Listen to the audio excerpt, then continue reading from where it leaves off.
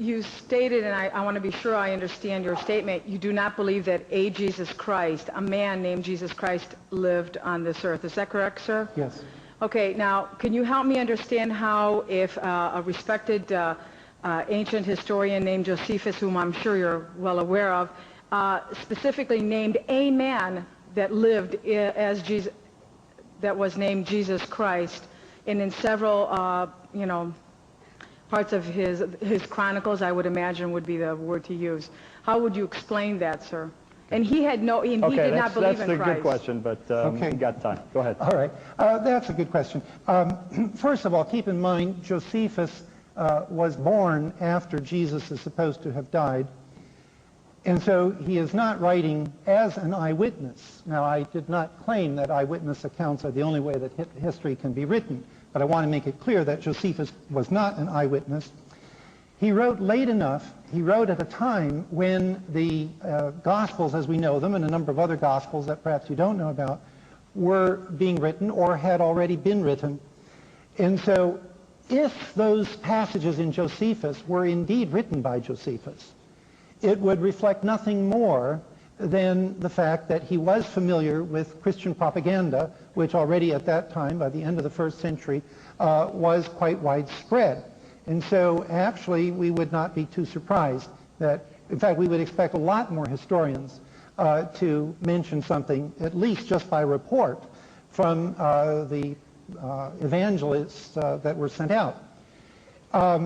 As a matter of fact, however, you perhaps are aware that the passages in Josephus have been very strongly disputed as being Christian interpolations.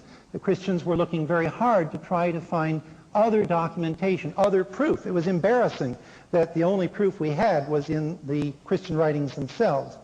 And so a very large number of ancient writers were altered. Their writings were altered.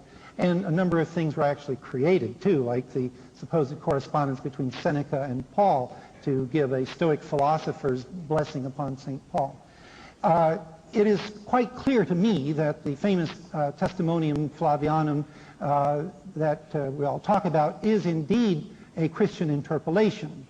It intrudes in the text of Josephus, and the idea that there was actually something written by Josephus about it which was then made more Christian won't stand, because the whole thing intrudes in the text. Jesus is mentioned twice by Josephus. This can't be explained away as a result of Josephus knowing only Christian sources, because in his Antiquity of the Jews, chapter 20, section 200, he gives information about Jesus, about the New Testament church not contained in the New Testament.